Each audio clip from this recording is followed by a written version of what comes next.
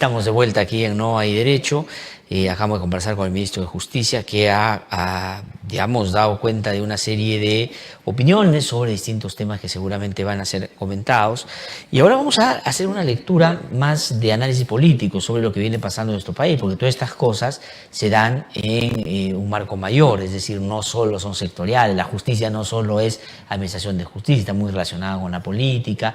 Han habido encuestas el día de ayer, en fin, el presidente de la República ha seguido bajando en sus índices de aprobación.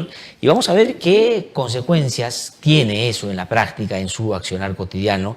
Y ha venido para eso, y nos da un gusto tenerlo, por supuesto, Luis Benavente, analista, por supuesto, director ejecutivo de la consultora Vox Populi. Luis, ¿qué tal? Qué gusto saludar. Buenos días. Buenos días. Gracias por venir a conversar con nosotros esta mañana. Gracias por Bueno, comencemos. Estábamos hablando previo, un ratito antes de salir al aire, sobre el resultado de esta primera etapa de lo que debería haber concluido con satisfacción en la Junta Nacional por la Justicia, que revierta los problemas que el año pasado vimos en esta red de corrupción que se develó. 130 inscritos, 104 fueron al examen, y de los 104, 3 han pasado el examen escrito. Y el que va primero es un personaje que, si uno lee los tweets, no auspicia necesariamente, por lo menos, prudencia o ecuanimidad en lo que pueda hacer más adelante. Digamos, desde una mirada también política, pues eso también tiene que ver con la política. ¿Qué habría que decir? Es una lástima, ¿no? Porque, a ver, todo esto adquiere muchísima fuerza a raíz de las denuncias, precisamente, que muestra el de Reporteros con el tema de Inostroza y esos audios, ¿no? Eso desploma el Poder Judicial.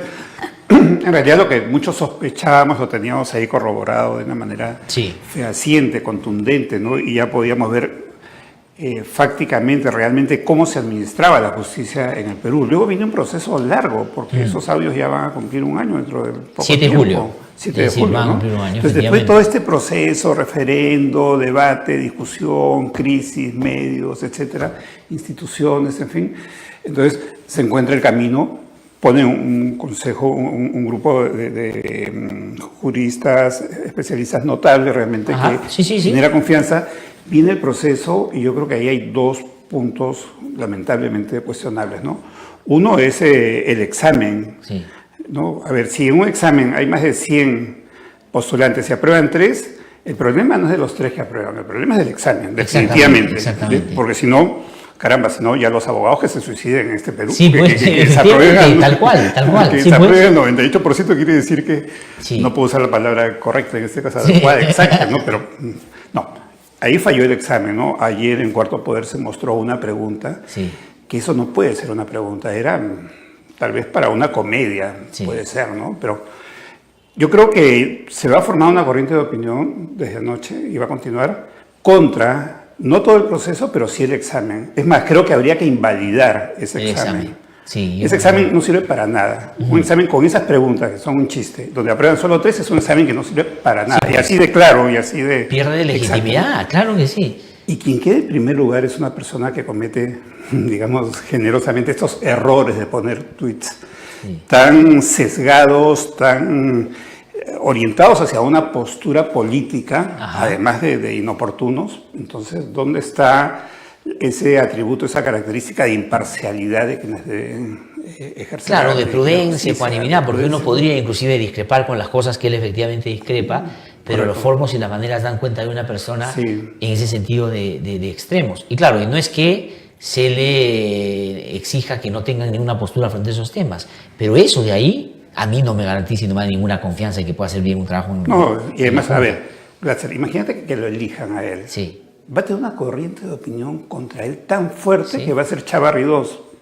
Y eso no va a parar hasta que el señor se vaya a su casa. Entonces, lo peor que le puede pasar a ese señor es ganar. No, porque ya además, en la actual situación. Además, así como se refiere de algunos en este momento operadores del sistema de justicia, jueces o fiscales, él en teoría va a ratificarlos, va a evaluarlos y va a determinar si se quedan o no se quedan, con opiniones de esta naturaleza que están, digamos... Ya los evaluó antes de... Exactamente. Entonces tiene que anularse. Pero esto que ha pasado, ¿qué dice en torno al proceso político que inició el presidente para canalizar el tema de la reforma de justicia? ¿En qué momento, no es cierto, eso devino en esto? porque la intención del presidente, yo tengo la impresión, no era que este señor ganara ese proceso, sino pensar en una justicia diferente. ¿Qué cosa es Creo lo que ahí el grupo que está a cargo de esto, que no ha sido cuestionado, al contrario, ha sido bien saludado, se ha destacado la presencia de decanos de universidades que eran bien calificados, evaluados, todo, viene conectado a una cuestión operativa de que ellos, estos notables que están ahí, no hacen el cuestionario, no hacen las preguntas, no hacen el trabajo de obreros, si quieren. Entonces, ahí no ha habido un cuidado, no ha habido un filtro, ahí se les ha pasado el asunto. Yo creo que ahí ha habido una... Ahora, pero no dice, Luis, de parte del presidente, que no es suficiente en un proceso político hacerse cargo solo de la motivación y el entusiasmo inicial, sino hacerse cargo de lo que resulta ser, porque el presidente parece que la primera parte lo hizo bien, referéndum, justicia, todo. Después, Congreso, hazlo tú, y ahí está, pues así terminó. Claro. Entonces, o no se hace nada y las reformas no avanzan, y cuando se quiere impulsar hay fallas de ese tipo. ¿No? Ahora, yo creo que estamos a tiempo, porque esto que ya podríamos llamar un escándalo, reciente, recién es de ayer, claro, fin de semana. Entonces, esta semana va si hoy se toma la sartén por el mango, se declara inválido el examen, se hace un nuevo examen y se le da advertencias claras a los postulantes sobre su actuación política, entonces yo creo que se corrige y se da una señal de autoridad. Y entonces la cosa se puede arreglar, ¿no? Sí. Es traumático esto, pero vamos para adelante, no lo dejemos ahí. No, pero si se queda esto una semana, 2 semanas... Entonces, no, se consuma. Sí, y finalmente contra la gente, lo que va a generar más adelante reacciones que pueden traérselo abajo. Y cualquier cosa que salga puede ser un desastre. No. Y el ejemplo ese puede ser el Chávarri de estos días, es tal cual. Porque pueden nombrarlo inclusive, pero va a ser tal el escándalo que van a tener que desnombrarlo, por decirlo de alguna manera. Claro, y ya ni siquiera se trata... Mira, ni sé el nombre, no lo recuerdo. Sí, yo tampoco. Ni siquiera se trata de sus derechos, que tendría el derecho a postular y a que si ganó, etcétera, ¿no? Porque ya es un tema político, la política tiene otra lógica, ya es un tema que ya se ensució políticamente, para usar una palabra un poquito exacta. Ahora, en el caso del presidente de la República, en su relación con el Congreso, él tomó hace tiempo una decisión de parar ese vínculo inicial que tuvo con el Fujimorismo y el APRA, casi al estilo de no agresión mutua, ¿no es cierto? Yo hago lo mío, tú haces lo tuyo, no me meto y no te metas conmigo. Pero fueron estos estados de la movilización ciudadana la que lo llevó a él a claramente ponerse al lado de la gente y automáticamente confrontar con ese Congreso. Ahí impulsó las reformas y todo este tema. Y ahí lo que le funcionó al presidente en ese tiempo es lo que se critica ahora, que llevó a actuar al Congreso al filo de la navaja, como se dice, porque no había otra manera que el Congreso hiciera las cosas en sintonía con lo que el presidente había elaborado. Hoy, frente a la reforma política, ¿esa es la actitud que se debería demandar al presidente o esta de contemporizar con el Congreso es la que lo va a llevar a buen puerto? Ahí hay varias cosas, ¿no? Pero trataré de ser más directo, más breve. Pero es que una reforma política se hace con respaldo político. No hay forma, ¿no? Claro, Cualquier reforma se tiene que hacer con respaldo político. Y el respaldo político es por el lado de la opinión pública, en fin, puede haber distintos frentes, pero hay uno fundamental que es el Congreso. La reforma pasa por el Congreso, ¿no? Entonces, no ha habido de parte del Ejecutivo, y también puede ser que no lo haga el mismo presidente, porque siempre hay operadores, hay un proyecto, una intención de diálogo con el Congreso para sacar adelante esto, ¿no? Entonces, mientras se da esa situación de choque, la situación ya no es la del año pasado, ¿no? En que era un Congreso culposo, un Congreso que se allanó a Vizcarra, un Congreso que hasta podía ir contra sí mismo, ¿no? Al final de cuentas, estando en contra de la reelección inmediata de congresistas, estando en contra de las 2 cámaras, cosa que estaban contra ellos mismos, ¿no? Y ahí, si no es el culposo del año pasado, ¿qué es ahora el Congreso? Es un Congreso que ha dicho, bueno, ya Vizcarra ya no es el del 28 de julio, que tenía 60 y tantos %, está más débil, no tiene bancada, no tiene tantos % de opinión pública, no sé cuánto, y... Envalentonado, digamos, por el otro lado. Sí, pero ¿qué diferencia hace en la exigencia de la reforma, o para la reforma, un presidente de 66 con un presidente de 42? Sí, yo creo que es importante, porque al no tener fuerza política en el Congreso... Bancada, para comenzar, no tiene. Ya, a eso me refiero, claro. La fuerza social, la fuerza de opinión pública te hace más potente, ¿no? Mira, tú métete con un presidente de 20% de aprobación.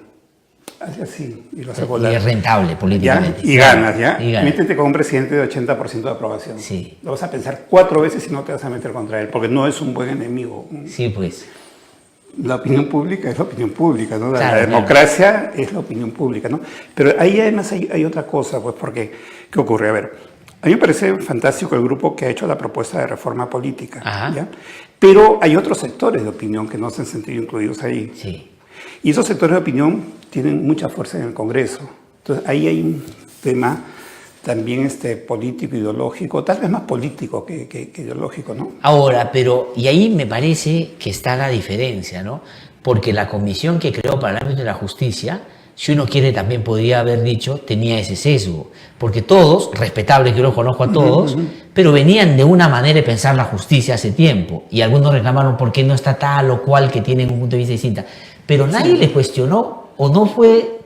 no tuvo tanto peso el cuestionamiento, pero en cambio ahora, con lo de Fernando Tuesta sí, porque es otro momento político. Sí, es otro momento político, claro. por esas cosas que han cambiado, ¿no? Ahora, yo no creo que el tema sea contra Fernando Tuesta, ¿no? Porque no, Fernando al contrario, Fernando yo creo que sí genera en los dos sectores una confianza, pero el asunto está que la discusión en el Congreso de la República ha estado hecho con otros especialistas, o sea, han llevado a otra gente, por ejemplo, por uno, dos. Inclusive, yo creo que eso que uno puede tomar como anécdota, pero sí me parece bien peligroso en el tema del colegio de los politólogos que han generado, tiene que ver con eso también, o sea, buscar una legitimidad para lo que quiere el Congreso versus lo que ha hecho la Comisión del Ejecutivo. Sí. Claro, o sea, digamos, es parte de ese choque. Es parte de ese choque, ¿no? Ahora, lo que pasa es que no hay, digamos, un mecanismo que esté funcionando de diálogo, de acercamiento. No hay eso, no veo eso, porque entonces, si se da una situación de búsqueda de consenso, de acuerdos, etcétera, entonces se facilita el camino a la reforma política, ¿no? Ahora, el Congreso no creo que con mucha facilidad se vaya a oponer, porque también hay una corriente de opinión muy fuerte del país requiere a gritos la reforma política. Y además otra cosa, el tiempo no sobra. Tenemos el de 2021 inmediatamente. No, pero se ha dicho que si hasta mitad de junio, o sea, en un mes exacto, menos de un mes, no se hacen la reforma, ya no valen, digamos, para el 2021. Claro, porque hay mecanismos de cambio constitucionales que requieren 2 legislaturas, en fin, la cosa no es tan simple, ¿no? Ya no funcionaría para el 2021 y el país requiere salir adelante, el país requiere los cambios, pero no cambios a tan largo plazo. A ver, temas de reformas vienen desde el año 2000, desde que sale Fujimori. Exactamente. Y todos los intentos han servido para nada, ¿no? La ley de partidos del año 93, al final de cuentas, no dio los resultados que se esperaba, porque ha pasado 16 años de esa ley, que es un periodo largo, y no pasó nada, ¿no? O sea, en los 70 los partidos tenían a los militares, en los 80 Sendero, en los 90 Fujimori. A partir de 2000 no tienen ningún fantasma que los persiga, no tienen ningún demonio, y no tienen a quién echarle la culpa. Sí. ¿Por qué? Porque son las cúpulas que se han enquistado ahí, no ha habido alternancia y han llevado a los partidos al hoyo con la corrupción. Claro, eso ahí hubo dos momentos, ¿no? En ese post-90, uno el gobierno de transición, pero tuvo poco tiempo y en eso solo se limitó, y con razón, porque era lo central, elecciones libres y transparentes. Claro. Y tal vez Vizcarra hubiera sido ese siguiente, ¿no es cierto? Sí. El gran organizador de ese nuevo momento político. Sí. Pero ¿por qué el presidente, para decirlo en términos más cotidianos, está, como decía mi papá, medio aplatanado? O sea, es otro presidente, porque no tiene idea, ya está cansado, porque políticamente no es el mismo, ¿no? Hasta cuando habla, ya no se le siente con iniciativa, con ganas. Hasta cuando quiere sobreactuar, ya no se le cree tanto. ¿Qué cosa es lo que...? No es un presidente de gran brillo político. Sí. Creo que es un presidente que es un buen gobernador de Moquegua, ¿no? Pero el Perú es muy complejo. Los países en general son complejos. El manejo político de las cosas requiere algo más, que es la pericia política, los operadores políticos, los cálculos políticos, las negociaciones políticas en el buen sentido de la palabra política, poner las cartas sobre la mesa, liderazgo. Pero el liderazgo no es subir la voz, sino es convocar. Es difícil porque Perú es un país muy complicado, es muy complicado. Ya, pero digamos, si uno es consciente de eso, el presidente pareció al comienzo estar consciente de dos cosas. Le tomó unos 3, 4 meses, pero uno, que era presidente y que como no tenía una legitimidad de origen, tenía que conseguirla. La consiguió en la gente, ayudado por las circunstancias de los audios y la movilización ciudadana. Y su elección, por decir, aunque no es del todo plebiscitaria, pero podría él haberla entendido, era el referéndum, ¿no? Ese fue su origen político, ya. Pero de ahí en adelante, todo ha sido pérdida. Si uno evalúa, o sea, hace lo más importante y después empieza a perderlo. Claro, el punto de quiebre es el 28 de julio, porque hasta ese momento, el año pasado, era un presidente más anodino, sin liderazgo, y sus intervenciones eran prácticamente repetir la primera plana que ya había salido en los medios y en las redes sociales. El 28 de julio es otro presidente, caramba, desconcierta, ¿no? Una constante de muchas de las cosas que ocurren a partir del 28 de julio en el discurso y en la acción política del presidente es que se busca buenos enemigos, sintoniza con aquellos enemigos que son enemigos políticos de la mayoría de peruanos. Eso es con los congresistas, con el Congreso, con Fuerza Popular, con los apristas. Sí, claro. Entonces, claro. Además ellos venían cayendo en desgracia. Lavallato más cerca de ellos, él, digamos, más legitimidad. Y enemigos comunes te juntan, ¿no? Sí. Y luego eso va con una acción política, que es el referendo. Pero cuando se acaba eso, yo lo dije, no sé si aquí en otros medios, se le acabó la tela, ya no tiene tela para cortar el presidente. ¿Por qué? No había paralelamente resultados de gestión. No había resultados en la reconstrucción, en la lucha contra la anemia, en la calidad de la educación, en la seguridad ciudadana. No, todo seguía igualito, ¿no? Es más, 2 años después de la catástrofe del Niño del año 2017, nombran a un nuevo encargado de la reconstrucción, el ex gobernador de la región Lima, de Lima Provincias, como la gran esperanza para resolver el asunto. 2 años después, cuando ya había que mostrar resultados, recién ahí se está pensando... No, y una elección que lo primero que genera son cuestionamientos por los antecedentes de este señor y, en fin, le genera un debate distinto. No de expectativas, sino más bien por el otro lado, ¿no? Entonces, si no tienes un resultado en la acción y el discurso ya se te agota y la opinión pública comienza a irse y no tienes bancada, entonces ya es el riesgo de comenzar a jugar solitario, ¿no? Entonces es una situación en ese momento un poquito complicada. Ahora, y eso que no es que no haya tenido motivo para reenganchar con la gente, porque post diciembre, por referéndum, por más que él ya llevó el tema de la no reelección, en el Congreso han habido una serie de hechos que podrían haber llevado al presidente a decir: no vamos a permitir eso. El referéndum no solo tiene que ver con la no reelección, que ya se aprobó,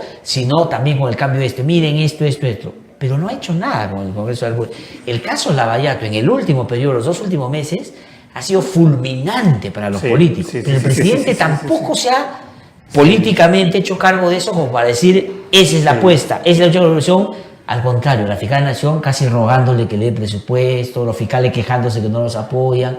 Sí, entonces, un poco de inacción, un poco de pasividad. Con algo que podría haber sido rentable políticamente. Y es algo que no era un oportunismo, porque él venía con la bandera anticorrupción. Exacto. Porque, a ver, incluso en estudios que hemos hecho en Vox Populi en los últimos años encontrábamos que, siendo un tema tan importante la lucha contra la corrupción o la corrupción en el Perú, no había actores institucionales, tampoco individuales, identificados con la lucha contra la corrupción.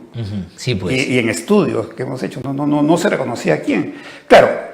A ver, 2016, ¿qué candidato podía tocar ese tema si ahora vemos que todos estaban metidos en eso? Pues, ¿no? Entonces, eso explica la falta de líderes con esa agenda, ¿no? Claro, de referentes de lucha contra la corrupción. Y a nivel institucional tampoco, o sea, no decías, a ver, la Unidad de Inteligencia Financiera, la Fiscalía de la Nación, el Poder Judicial, tampoco se reconocía alguno. Entonces había un vacío ahí.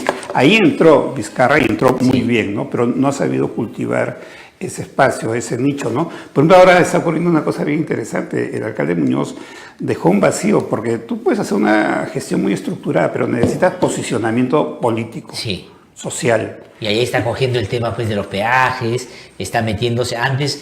Eso, o sea... Buen punto escogido. Sí, muy buen punto. O sea, a mí me parece que quien mejor está aportando la política en ofrecer, no digo que este sea un aval, ¿no es cierto?, que hoy día está haciendo una cosa excelente, pero por lo menos políticamente está leyendo bien las cosas, es Muñoz, que viene con una carga de buen gestor y le está metiendo cada vez más política.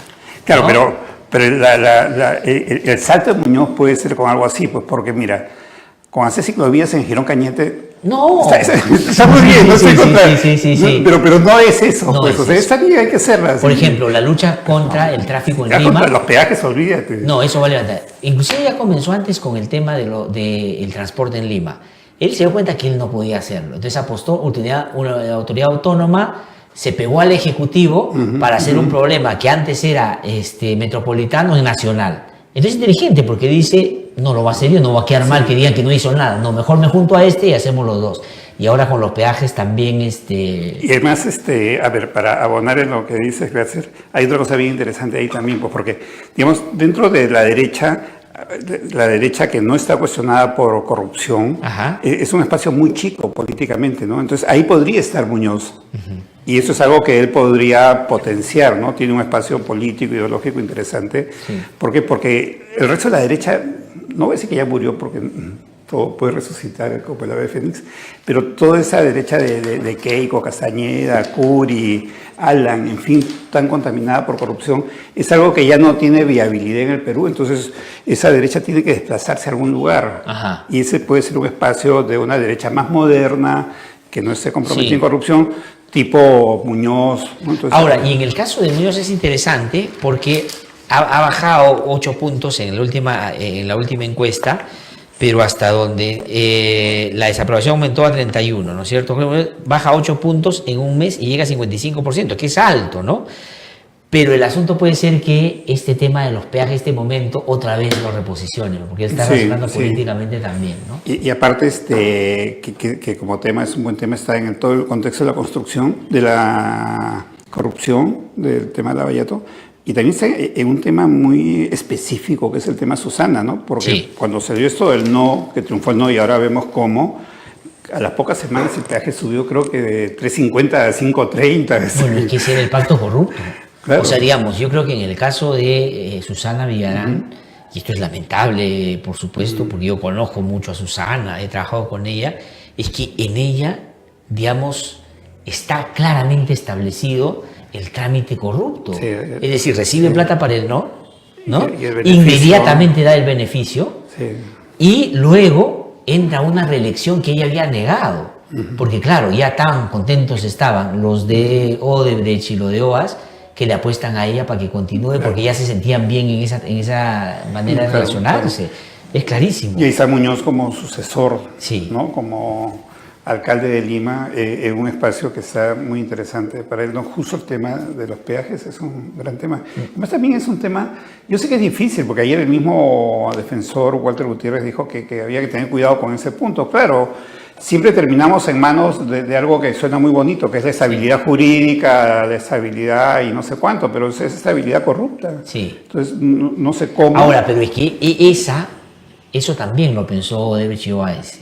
Es decir, ellos sabían, porque ellos transfieren el manejo de los peajes a otras empresas, y las otras empresas tienen buena reputación. Claro. Entonces, ¿cómo le quitas tú a un tercero que compró sin necesariamente estar vínculo al origen ilícito?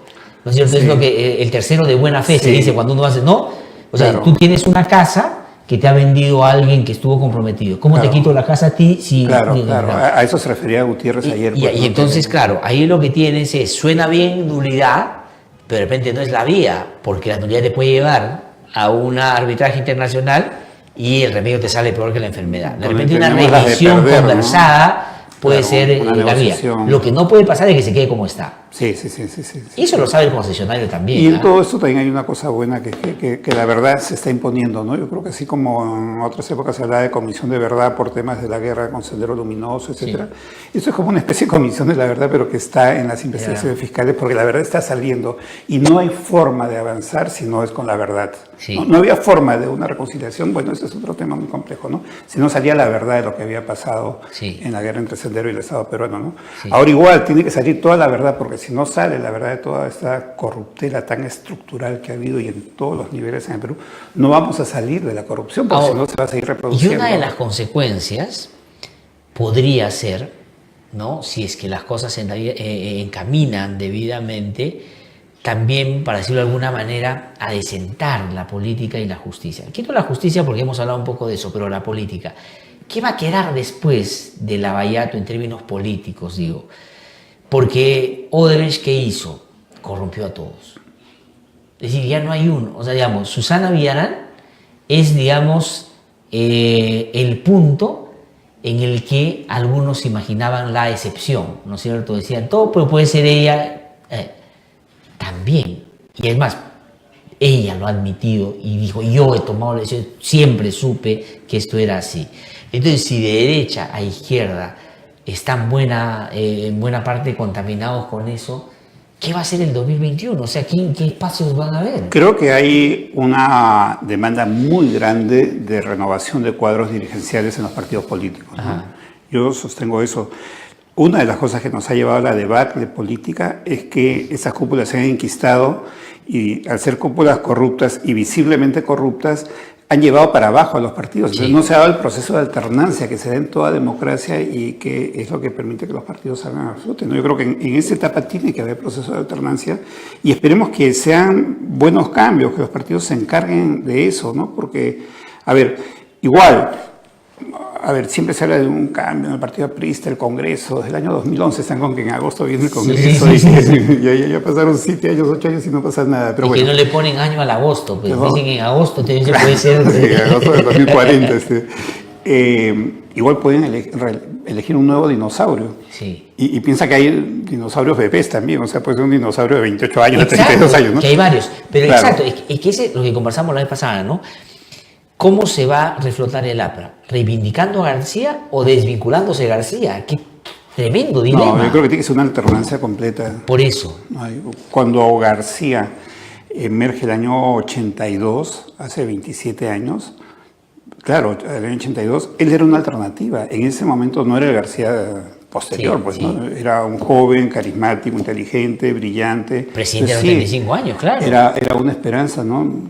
O sea, que la respuesta la tienen ellos en su propia historia, ¿no? Pero eso también tiene que ser para los otros partidos, ¿no? De que realmente hay una alternancia. Ahora no sé si estén con ganas de hacerlo, no sé si van a seguir todas esas componendas que todo el mundo hace, pero habría que ver desde el sistema político mecanismos, ahora que hablamos de reforma política, para que esto se dé pronto, una alternancia, una renovación de cuadros dirigenciales. Ahora, la cobertura legal, si no se ajusta hasta dentro de un mes, ya no funciona para el 2021. Se va a jugar con las mismas reglas, y los que no están en esa vitrina que hoy día es el Congreso van a tener que a veces subordinar muchas cosas por conseguir una inscripción prestada para postular.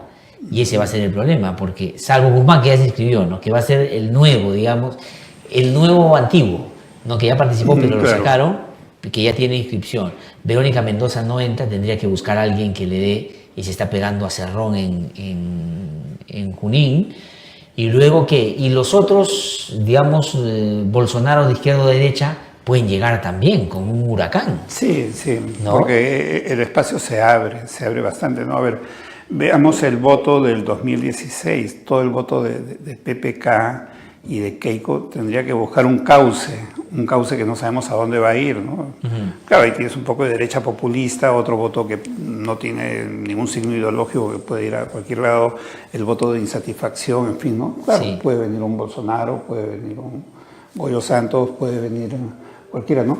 Y ya hay campanazos, alarmas que se han encendido en ese tema, ¿no? Por ejemplo, la subida de Santos de primera para segunda, al final de la primera vuelta del 2016, llegó a sacar más votos que Alan García. Es verdad. Tuvo 1 punto, 2 puntos más que Alan García, ¿no? Y sin hacer campaña, estando en la cárcel, que tuvo que salir. No, y ahorita debe haber subido más, por supuesto, en algunas zonas, ¿no? Inclusive se habla de Antauro, que se habla, aunque ha dicho su padre, bueno, eso no se sabe también, que él ha dicho que no va a postular a la presidencia de ningún modo, pero podría ser una alternativa. Ahora, con lo que está pasando en Brasil, Bolsonaro se acaba de meter con la educación, les ha quitado presupuesto, se ha generado un pleito con la calle tremendo, con los universitarios, con los estudiantes de institutos, que va a ser muy peligroso. Ahora, en todo el mundo lo que pasa es que hay procesos políticos, complicaciones sociales, crisis de distinto tipo, que genera lo que yo llamo demanda de radicalismo. Pero por causales diferentes, ¿no? Sí, yo creo que en Europa el radicalismo surge básicamente por acción del Estado Islámico. En Francia, por ejemplo, es tan fuerte la acción, tan duro lo que hicieron contra Paris Hebdo. Claro, el tema de la seguridad. En el estadio, ¿no? Entonces, mira cómo Jean-Marie Le Pen, su padre tuvo el año 2002 18% de voto en primera vuelta. Y en segunda vuelta tuvo 20%, solo 2 puntos. Ella ahora llegó a 36%.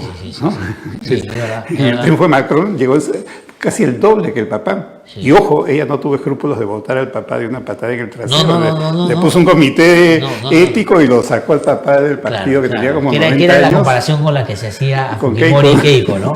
Sí, claro. Bueno, interesante lo que pasa. Claro, entonces es esta demanda de radicalismo, ¿no? Que está España por también. distintas motivaciones. Claro, España el caso de Vox. también. Claro, el caso no es de Vox Populi. De Vox, efectivamente, pero con una institucionalidad política más consistente en nuestro partido, por más que los partidos estén debilitados. Es interesante, porque España finalmente el proceso es romper el bipartidismo y abrir la política, ¿no? Sí, finalmente el resultado electoral, si tú juntas los votos de izquierdas y derechas en España, es bien parejo. Sí, es sí, un punto, 2 puntos de diferencia. Verdad. Que claro, a la hora de formar gobierno no va a tener. Pero entonces en Brasil es otra causal. En Estados Unidos Trump lo que hace es, como no tiene un enemigo como el Estado Islámico, a los mexicanos los agranda como un gran enemigo, y los gringos tienen que tener un gran enemigo en campañas electorales, si no, no pueden hacer campaña. Toda la Guerra Fría, el gran tema de campaña era la Unión Soviética, si no, no tenían campaña. Ahora, claro, y en ese mismo ejemplo con el enemigo México, también con AMLO y las alianzas que ha establecido y los temas a los que se está metiendo, claro. Pero mira qué interesante, Gatzer, las distintas agendas, pero que construyen en lo mismo, ¿no? En Perú, que es la corrupción. Sí, sin duda, ¿no? Entonces, distintos temas, distintas preocupaciones, hay algunas constantes. Uno es que esas preocupaciones son demasiado grandes, demasiado fuertes, y si no son reales, las inventas, como Trump.